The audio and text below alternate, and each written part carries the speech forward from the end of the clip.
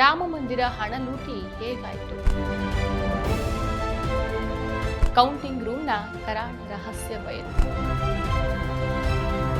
ಬೆಚ್ಚಿ ಬೀಳಿಸುವಂತಹ complete details ಇಲ್ಲಿದೆ.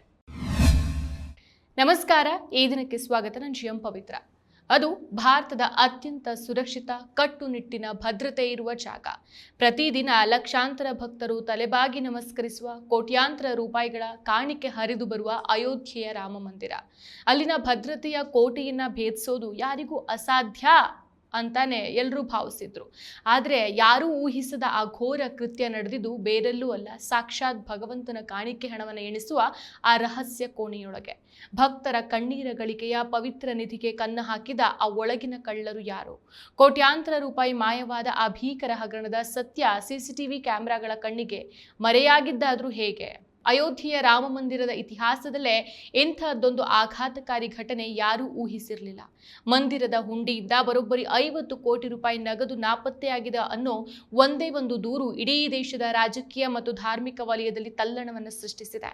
ಸ್ವತಃ ರಾಮ ಮಂದಿರ ಟ್ರಸ್ಟ್ನ ಉನ್ನತ ಅಧಿಕಾರಿಗಳೇ ನೀಡಿದ ದೂರಿನ ಬೆನ್ನತ್ತಿದ ವಿಶೇಷ ತನಿಖಾ ತಂಡಕ್ಕೆ ಕೌಂಟಿಂಗ್ ರೂಮ್ನಲ್ಲಿದ್ದಂಥ ಒಂದಲ್ಲ ಎರಡಲ್ಲ ಸಾಲು ಸಾಲು ಭೀಕರ ಭದ್ರತಾ ಲೋಪಗಳು ಕಣ್ಣಿಗೆ ಬಿದ್ದಿದೆ.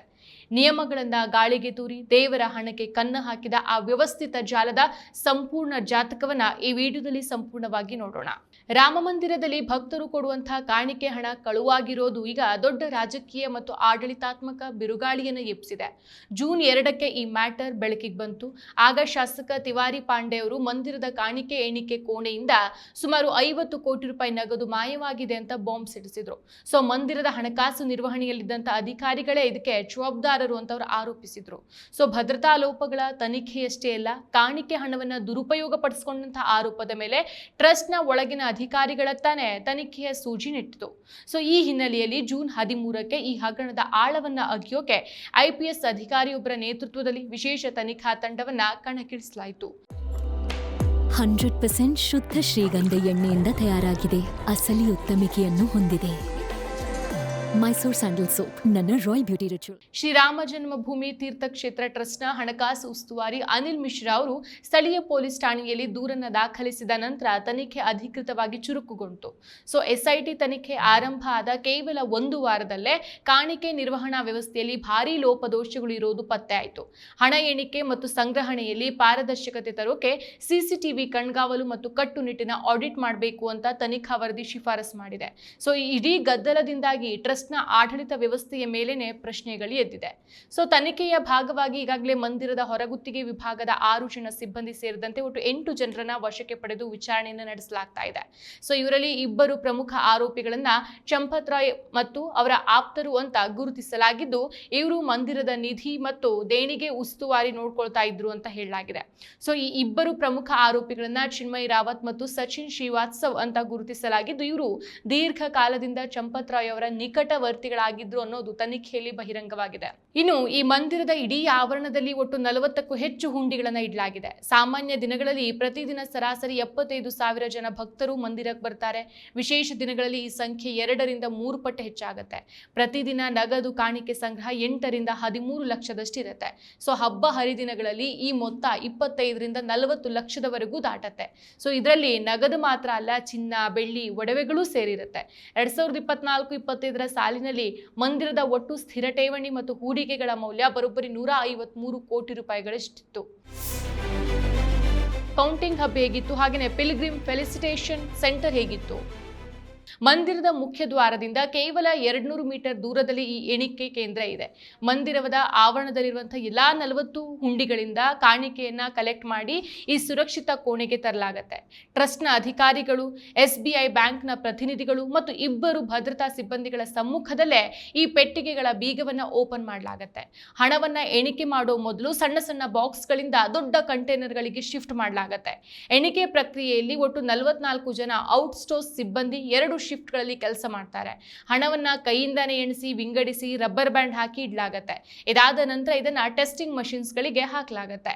ಸೊ ಎಣಿಕೆಯಾದ ಹಣವನ್ನ ದೊಡ್ಡ ದೊಡ್ಡ ಬ್ಯಾಗ್ಗಳಿಗೆ ತುಂಬಿ ಬ್ಯಾಂಕ್ ಸಿಬ್ಬಂದಿ ಇದನ್ನ ಪರಿಶೀಲಿಸಿ ಸೀಲ್ ಮಾಡಿ ನೇರವಾಗಿ SBI ಬ್ಯಾಂಕ್ನ ಮುಖ್ಯ ಬ್ರಾಂಚ್ಗೆ ತಲುಪಿಸ್ತಾರೆ. ಡಿಜಿಟಲ್ ರೂಪದಲ್ಲಿ ಬಂದ ಆನ್ಲೈನ್ ದೇಣಿಗೆಗಳು ನೇರವಾಗಿ ಬ್ಯಾಂಕ್ ಖಾತೆಗೆ ಜಮೆ ಆಗುತ್ತೆ. ಇನ್ನು ಮೊದಲ ಶಿಫ್ಟ್ ಬೆಳಿಗ್ಗೆ 9 ಗಂಟೆಯಿಂದ ಮಧ್ಯಾಹ್ನ 3 ಗಂಟೆವರೆಗಿರುತ್ತೆ. ಸೊ ಎರಡನೇ ಶಿಫ್ಟ್ ಮಧ್ಯಾಹ್ನ 3 ಗಂಟೆಯಿಂದ ರಾತ್ರಿ 9 ಗಂಟೆವರೆಗಿರುತ್ತೆ.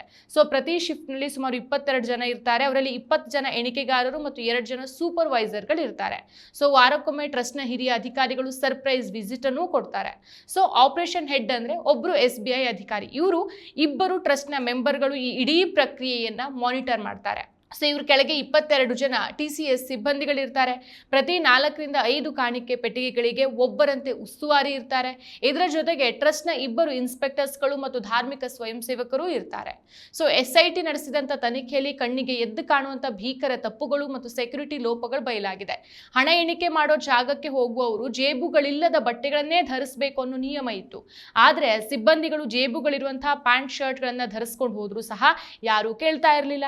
ಇದನ್ನೇ ಬಳಸ್ಕೊಂಡು ಹಣವನ್ನು ಜೇಬಿಗೆ ತುರುಕಿಕೊಳ್ಳಲಾಗ್ತಾ ಇತ್ತು.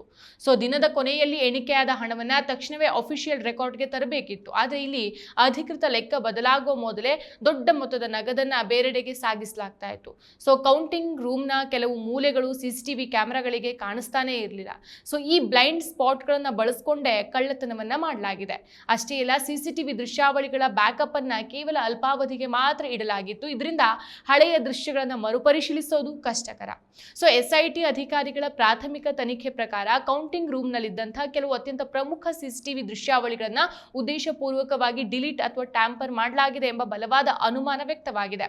ಅಷ್ಟೇ ಅಲ್ಲ, ಹಣವನ್ನ ಕಳ್ಳತನ ಮಾಡೋಕೆ ಅನುಕೂಲವಾಗುವಂತೆ ಕೆಲವು ಕ್ಯಾಮೆರಾಗಳ ಆಂಗಲ್ ಅನ್ನ ಬೇಕು ಅಂತಾನೆ ತಿರುಗಿಸಲಾಗಿತ್ತು ಅಂತ ಅಧಿಕಾರಿಗಳು ಆಘಾತಕಾರಿ ಅಂಶಗಳನ್ನ ಹೇಳಿದ್ದಾರೆ. ಸೊ ಕೆಲಸ ಮುಗಿಸಿ ಹೊರಗೆ ಹೋಗುವಾಗ ಸಿಬ್ಬಂದಿಗಳನ್ನ ಸರಿಯಾಗಿ ಮೈ ಸವರಿ ತಪಾಸಣೆ ಮಾಡ್ತಾ ಇರಲಿಲ್ಲ. ಭದ್ರತಾ ಸಿಬ್ಬಂದಿಯ ಈ ಉದಾಸೀನತೆಯಿಂದಾಗಿ ಕಳ್ಳರು ಹಣವನ್ನು ಆರಾಮಾಗಿ ಹೊರಗೆ ತೆಗೆದುಕೊಂಡು ಹೋಗಿದ್ದಾರೆ. ಸೊ ಎಣಿಕೆ ಕೆಲಸಕ್ಕೆ ತಂದಿದ್ದಂಥ ಔಟ್ಸ್ಟೋರ್ಸ್ ಸಿಬ್ಬಂದಿಗಳ ಹಿನ್ನೆಲೆಯನ್ನ ಸರಿಯಾಗಿ ಪರಿಶೀಲಿಸಿರಲಿಲ್ಲ. ಯಾರಿಗೆ ಯಾವ ಜವಾಬ್ದಾರಿ ಅನ್ನೋದು ಸರಿಯಾಗಿ ನಿಗದಿಯಾಗದ ಕಾರಣ ತಪ್ಪು ನಡೆದಾಗ ಯಾರನ್ನ ಕೇಳಬೇಕು ಅನ್ನೋದೇ ಗೊತ್ತಿರಲಿಲ್ಲ. ಸೊ SIT ಅಧಿಕಾರಿಗಳು ಈಗ ಮತ್ತೊಂದು ಆಯಾಮದಲ್ಲಿ ತನಿಖೆಯನ್ನು ಚುರುಕುಗೊಳಿಸಿದ್ದಾರೆ. ಕೌಂಟಿಂಗ್ ರೂಮ್ನಲ್ಲಿ ಬ್ಯಾಂಕ್ ಅಧಿಕಾರಿಗಳು ಮತ್ತು ಟ್ರಸ್ಟ್ ಮೆಂಬರ್ಗಳು ಹಾಜರಿದ್ರು ಸಹ ಅವರ ಕಣ್ಣೆದುರೇ ಇಷ್ಟೊಂದು ದೊಡ್ಡ ಮಟ್ಟದ ಅಕ್ರಮಗಳು ಮತ್ತು ದಾಖಲೆಗಳ ತಿದ್ದುಪಡಿ ಹೇಗೆ ನಡೆಯೋಕೆ ಸಾಧ್ಯ ಆಯಿತು? ಈ ಪ್ರಕ್ರಿಯೆಯಲ್ಲಿ ಬ್ಯಾಂಕ್ ಶಾಖೆ ಅಧಿಕಾರಿಗಳ ಶಾಮೀಲಾತಿ ಅಥವಾ ಒಳಗೊಳ್ಳುವಿಕೆ ಇದೆಯಾ ಅನ್ನೋದರ ಬಗ್ಗೆ ತನಿಖೆ ತೀವ್ರವಾಗಿದೆ. ಸೊ ಪ್ರಾಥಮಿಕ ಆಡಿಟ್ನಲ್ಲಿ ಬರೆದಿಟ್ಟಂಥ ಲೆಕ್ಕಕ್ಕೂ ಮತ್ತು ಬ್ಯಾಂಕ್ ಖಾತೆಗೆ ಜಮೆಯಾದ ಹಣಕ್ಕೂ ಭಾರಿ ವ್ಯತ್ಯಾಸ ಇರೋದು ಪತ್ತೆಯಾಗಿದೆ. ಹುಂಡಿಯಿಂದ ಹಣ ತೆಗೆಯೋದ್ರಿಂದ ಹಿಡಿದು ಬ್ಯಾಂಕ್ ತಲುಪುವವರೆಗೆ ಕನಿಷ್ಠ 6 ಕಡೆ ಮನುಷ್ಯರ ಕೈ ಬದಲಾಗ್ತಾ ಇತ್ತು.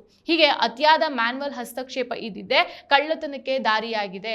ಪ್ರಸ್ತುತ SIT ತಂಡ ಈ ಇಡೀ ವ್ಯವಸ್ಥೆಯನ್ನು ಸರಿಪಡಿಸೋಕೆ ಮತ್ತು ಡಿಜಿಟಲ್ ತಂತ್ರಜ್ಞಾನದ ಮೂಲಕ ಹ್ಯೂಮನ್ ಇಂಟರ್ವೆಕ್ಷನ್ ಅನ್ನ ಪೂರ್ಣವಾಗಿ ಕಡಿಮೆ ಮಾಡೋಕೆ ತನಿಖೆಯನ್ನು ಮುಂದುವರಿಸಿದೆ.